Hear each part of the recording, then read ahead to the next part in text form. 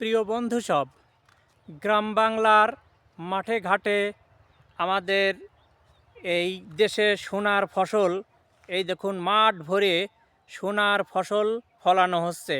এবছর প্রচুর পেঁয়াজ এবং রসুনের আবাদ হচ্ছে। আমাদের গ্রাম বাংলার বিভিন্ন মাঠে ঘাটে প্রচুর আবাদ হচ্ছে। কোনো দিক থেকেই পেঁয়াজ রসুনের ঘাটতি পড়ার কথা নয়। বিদেশ থেকে আমদানি করার কোনো প্রয়োজনীয়তাই নেই বলে আমার কাছে মনে হয়। কারণ সারা মাঠ ভরা, যে মাঠেই যাচ্ছি সেই মাঠেই এবছর শুধু পেঁয়াজ আর রসুন, মাঠ ভরা শুধু পেঁয়াজ আর রসুন। এই পেঁয়াজ রসুন মানে এবারে ফলনটা খুব ভালো হয়েছে। এই যে দেখুন, আমি আপনাদেরকে কাছ থেকে দেখাচ্ছি মাঠের এই পেঁয়াজের আবাদগুলো খুব ভালো হয়েছে। আবার ওই দিকে আছে রসুনের আবাদ। এই এবং এই ফসলগুলো এবারের মানে চেহারাগুলো খুবই ভালো। আর রসুনের চেহারাগুলো বেশ ভালো। সব বছরে ফসল একরকম হয় না, কিন্তু এ বছরে ফসলের ইগুলো মানে ফসলের বাড়বাড়ন্ত খুবই ভালো। এবছর আশা করা যায় পেঁয়াজ রসুন খুব ভালো হবে এবং চাহিদা আমাদের পূরণ হবে। আমার মনে হয় এবছরে অন্য কোনো দেশ থেকে পেঁয়াজ বা রসুন অন্তত এইগুলো আমদানি করতে হবে না।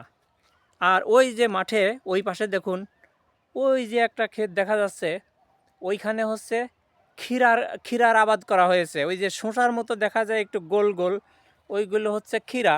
সেই ক্ষীরার আবাদ করা হয়েছে। কৃষকরা একটু আগে বললেন যে বিভিন্ন কীট পতঙ্গ ওই ক্ষীরার ক্ষেতটা নষ্ট করে ফেলেছে। আর এই পাশে দেখুন, এইখানে হচ্ছে ভুট্টার ক্ষেত। আর এই দেখুন আমাদের গ্রাম বাংলার মাঠঘাটে কৃষকেরা তাদের ক্ষেতে কাজ করছেন।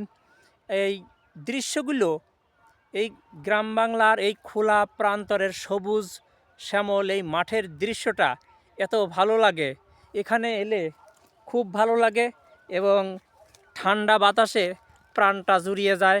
আর দূর দূরান্তে দেখা যায় অনেক সময় পাখি কিচিরমিচির করে ডাকাডাকি করে। ওই যে ওইদিকে পাখি ডাকাডাকি করছে, ওই যে দেখেন বৈদ্যুতিক তারের উপরে পাখি বসে আছে, তারা কিচিরমিচির করে ডাকছে।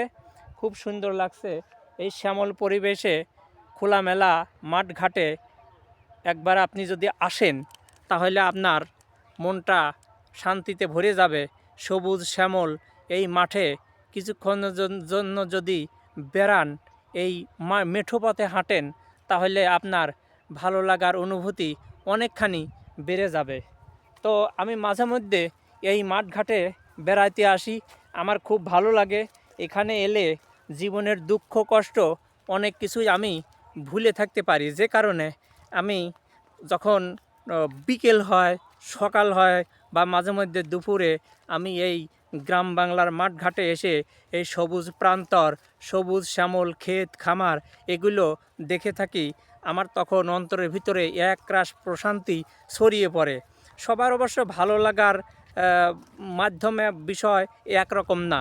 আমার এই প্রকৃতির কাছে এলে আমার অন্তরে খুব শান্তি লাগে, খুবই ভালো লাগে। আমার আরও একটা শান্তি লাগার বিষয় আছে, যখন আমি শিশুদেরকে ভালোবাসি তখন অনেক ভালো লাগে।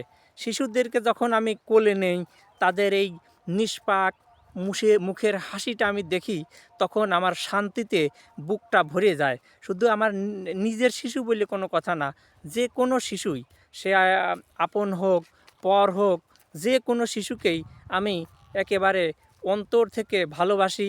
এবং তাদের হাসিটা দেখলে, নির্মল যে হাসিটা, ওই হাসি দেখলে শান্তিতে বুক ভরে যায়। শিশুদেরকে ওই ছোট ছোট কচি কচি হাত পা দেখলে আমার ভালো লাগে।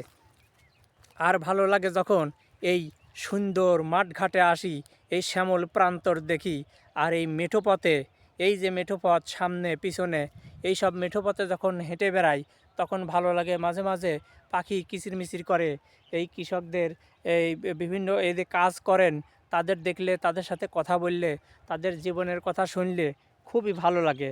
যে কারণে আমি এই মাঠে ঘাটে আসি, এখানকার শ্যামল প্রকৃতি দেখি। আর সময় পেলে ছায়াযুক্ত স্থানে বসে বই পড়ি, একবারে সবুজ ঘাসের গালিচা বিছানো জায়গায় বসে বই পড়ি, আমার তখন খুবই ভালো লাগে। তো যদি আপনি বন্ধু বান্ধব প্রিয়জন অথবা ছেলে মেয়ে অথবা মা বাবা কারোর সাথে নিয়ে এই সুন্দর প্রান্তরে এসে ক্ষণিকের জন্য সময় কাটান, তাহলে আপনারও ভালো লাগবে।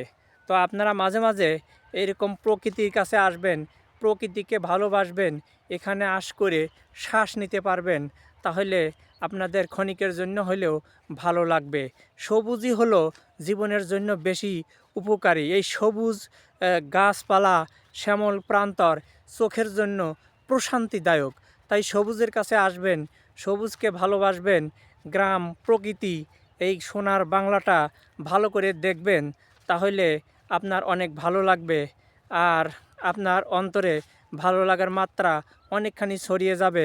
জীবনের দুঃখ কষ্ট ক্ষণিকের জন্য হলেও আপনি ভুলে থাকতে পারবেন। প্রিয় বন্ধু সব, আপনারা আমার পাশে থাকবেন এবং ইউটিউব থেকে দেখলে আমার চ্যানেলটা সাবস্ক্রাইব করবেন, আর ফেসবুক থেকে দেখলে ফলো দিয়ে পাশে থাকবেন। ধন্যবাদ।